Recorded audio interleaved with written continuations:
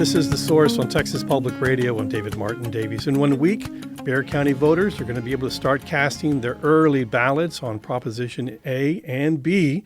If approved, it would raise the venue tax on the proposed new Spurs arena and improvements to the Joe Freeman Coliseum grounds for a proposed year-round rodeo. We're joined by San Antonio Mayor Gina Ortiz Jones, who's been working hard to hold the Spurs organization accountable and transparent in their plans for Proposition B. And Mayor Jones, welcome back to The Source.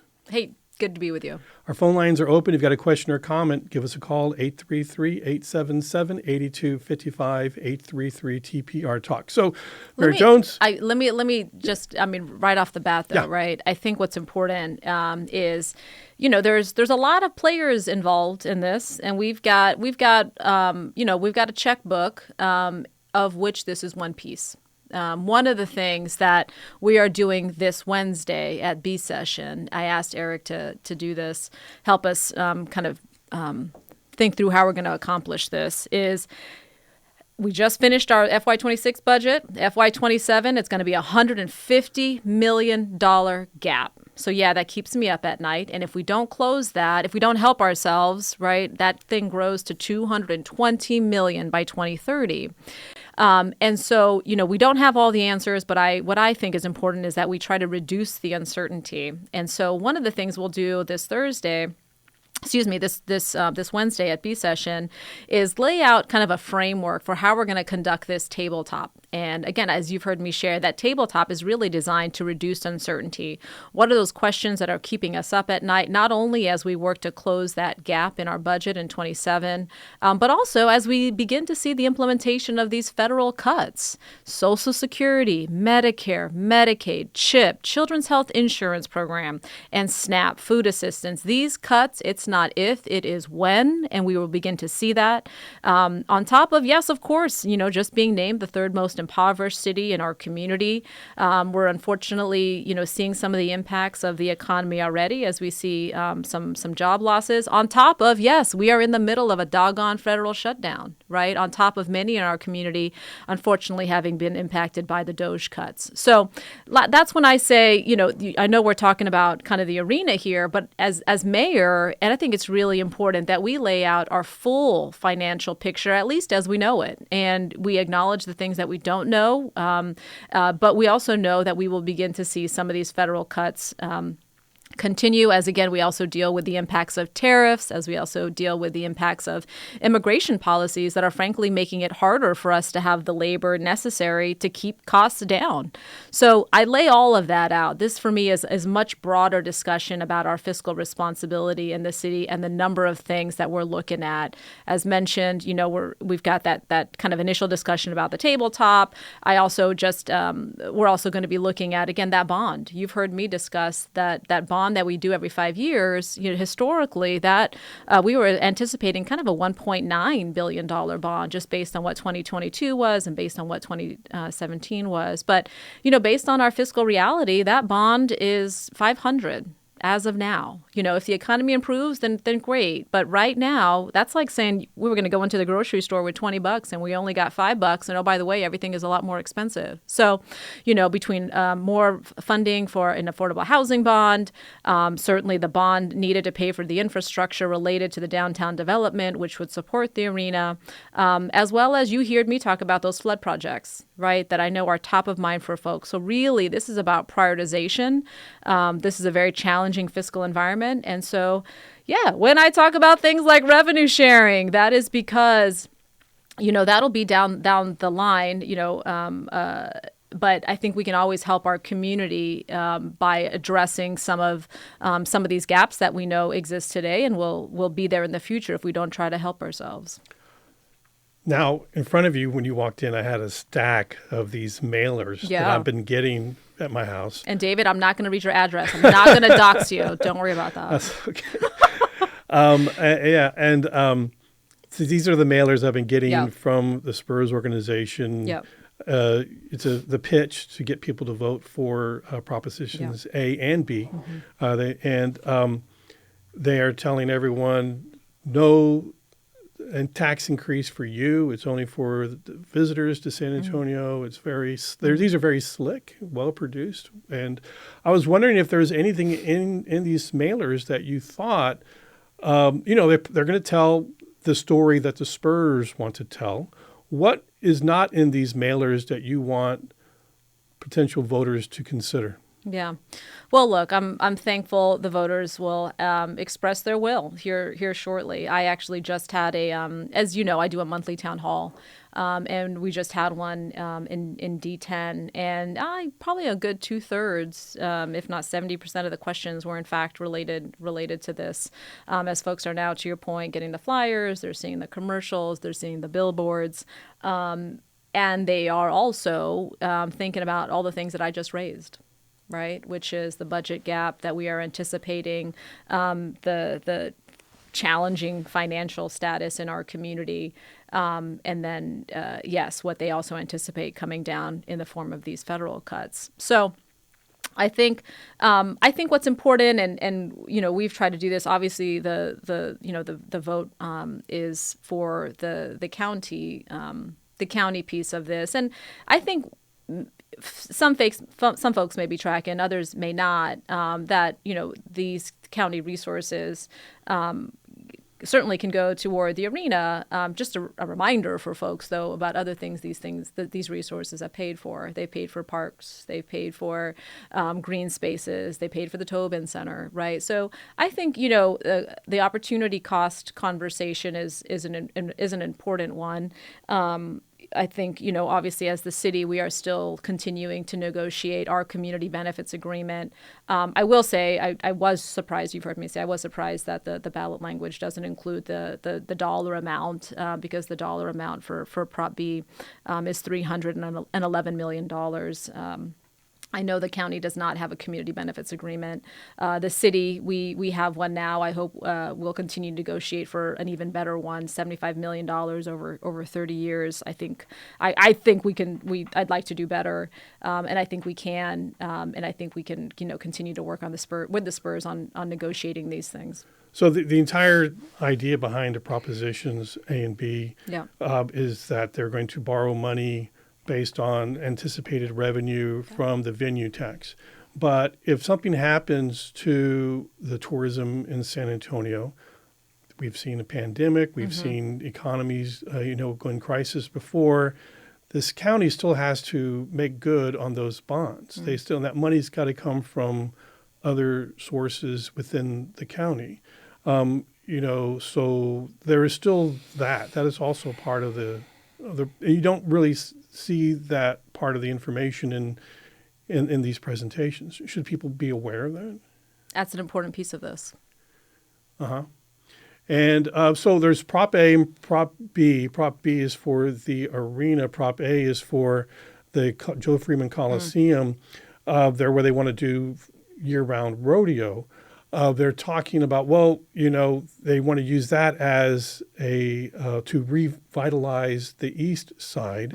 And there's a lot of talk from the county about getting the golf course that is next door to the Freeman Coliseum, which is a city-owned golf course. Yeah, Willow Springs. Willow Springs, which is over 100 years old.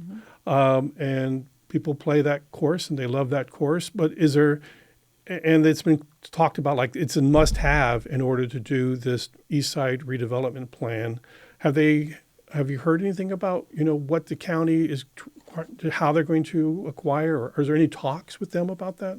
Because they were talking about it like it was something that it could happen. Yeah, I mean initial discussions. These discussions started before I got in the seat, and I think there's been a continued interest by the county in that particular piece of land. I know there are some differing visions on kind of what could go there, and I know. So I think those continue. I wouldn't say it's a foregone conclusion. Right. So the city is talking with the county about. There have been discussions as of late.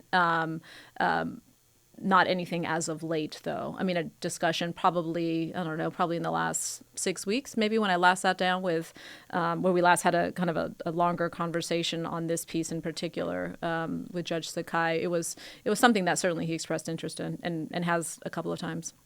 Right, and this is one of the few green spaces actually that's in that part of San Antonio. Although it's a golf course, not an open park, but people would not be in favor of seeing it turned into a commercial area. So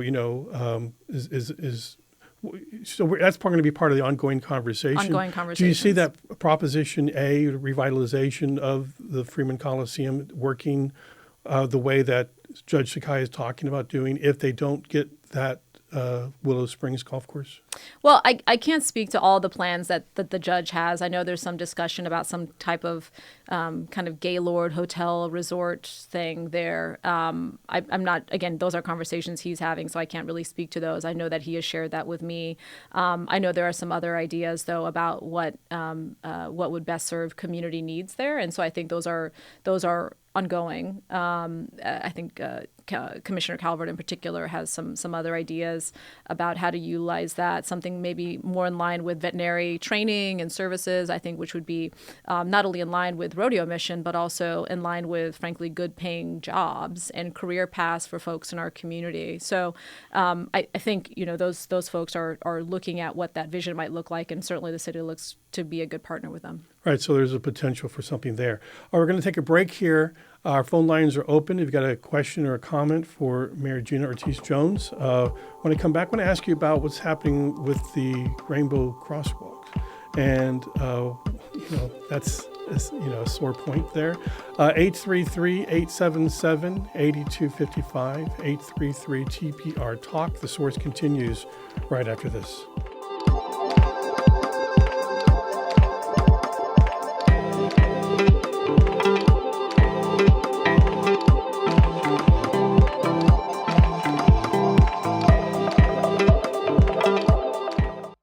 Support for the Source podcast comes from UT Health San Antonio, South Texas' largest academic research institution, where what is discovered in its labs translates into life-changing patient care. More at uthealthsa.org. Hello, I'm Morgan Handley, Vice President of Programs with Corazon Ministries. Our vision is a community where everyone has a safe place to call home and the support to sustain a healthy life. You can help us bring that vision closer.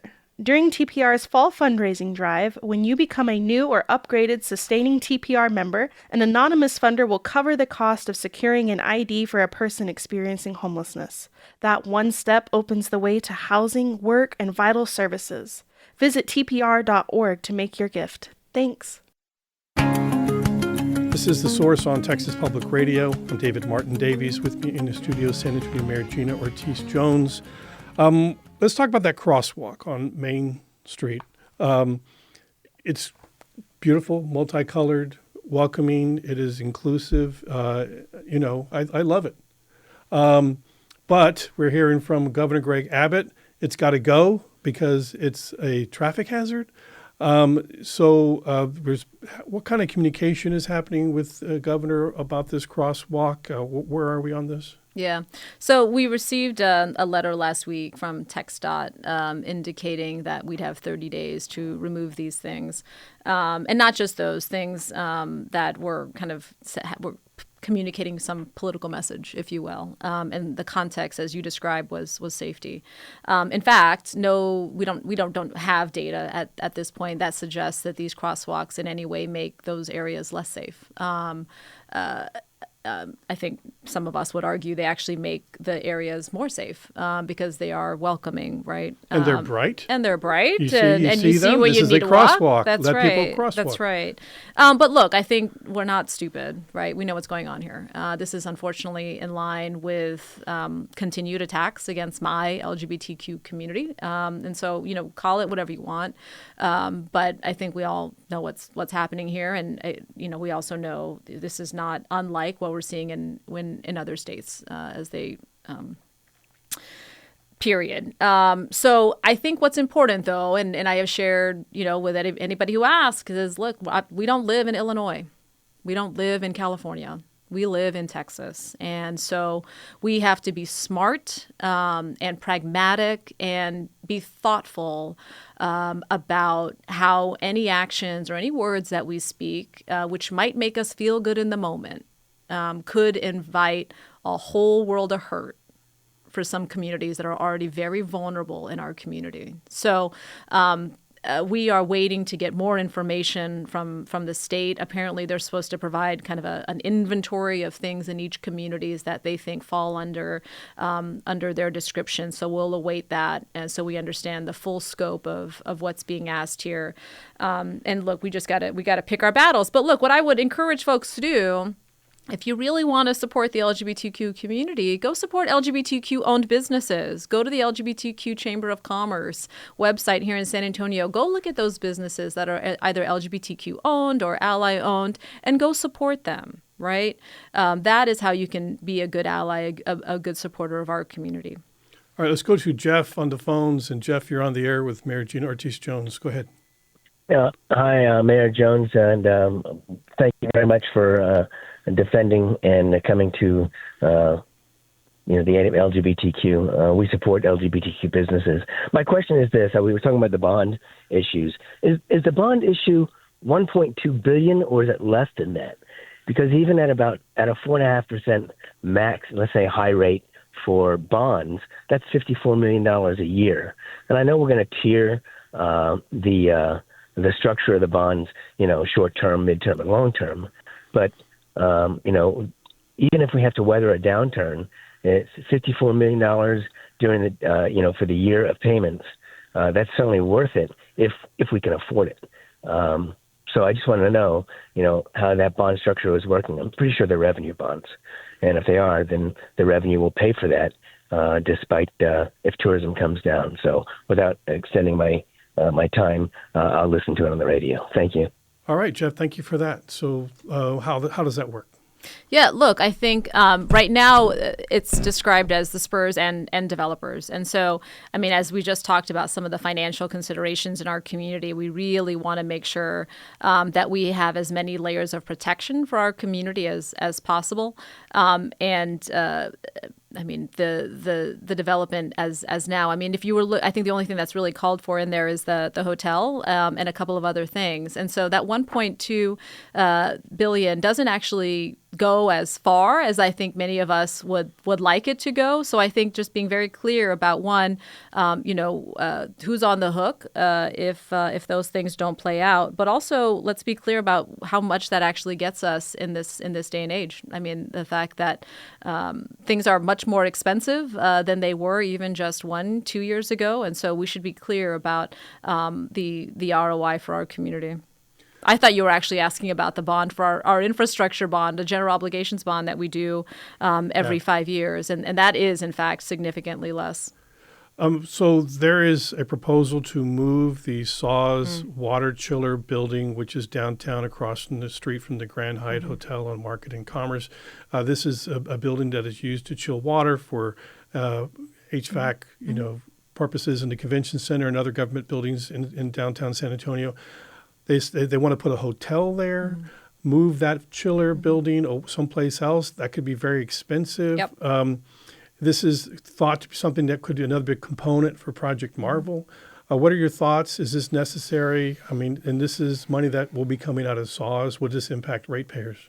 Yeah, so thanks for bringing that up. When we think about the big financial picture, right? I sit on the board of both SAWS as well as the board of CPS, and both of those entities will come to the council next year for a rate increase. CPS in line with their power projection plan, and SAWS in light of, frankly, many, many years of delayed capital projects. Some of these things should have been done years ago. My goodness. Right, so they could be spending money to move a building which they don't need to move instead of doing some of these other projects. To be very clear, though, the SAWS ask will be based on the rate increase and they're still scoping it out, but it'll be based on the need for these delayed capital projects. They have already said the rate increase that they come to us with next year does not include the cost to move the chilled water plant. When I asked about how much that would cost a couple of B sessions ago, that cost is not south of $200 million. So the rate increase that SAWS will bring to us next year does not account for that cost. So there's a lot more talk that needs to be done about that situation. Anyway, we got to wrap up here. Thank you so much, Mayor Gina Ortiz Jones. Appreciate you coming in today, giving these important updates. Thanks. This is My name is Stephen Fowler, and I'm a politics reporter for NPR based in the South. When the DOGE initiative said that it was saving taxpayers billions of dollars by firing federal workers and making wholesale changes to government, through hours and hours of research and fact-checking, we did reporting that found that was not the case. We brought the receipts. NPR's coverage of government restructuring isn't just for and about people in D.C. It's reporting from member stations across the country, bringing the impacts in their local communities, whether you're in Washington, D.C., or Atlanta, or Anchorage, Alaska. I think right now what the audience needs from NPR is more community, more information, more understanding. When you donate to this station, that's the type of journalism you support. Please give to this station today. The number to call is 800-622-8977. You could also do that on your handy-dandy smartphone app. You probably have it in your hand or in your pocket or next to you right now. All you do is just move that thumb around a little bit and fire it up and hit the donate button and make that happen. Or you could also go to tpr.org, and while you're there, check out our website. It is updated throughout the day with the most current news and information, things you need to know about San Antonio, Texas, and the whole world. And this is a cool thing to have. Dan Katz is with us in the studio now to tell us more about how we're doing on our Texas Public Radio Fall Fundraising Drive. Dan? We are in a challenge right now looking to raise $10,000 by 3 p.m. to unlock an additional $5,000 in challenge funding. And I am happy to report that we are now down to $6,547 left to raise.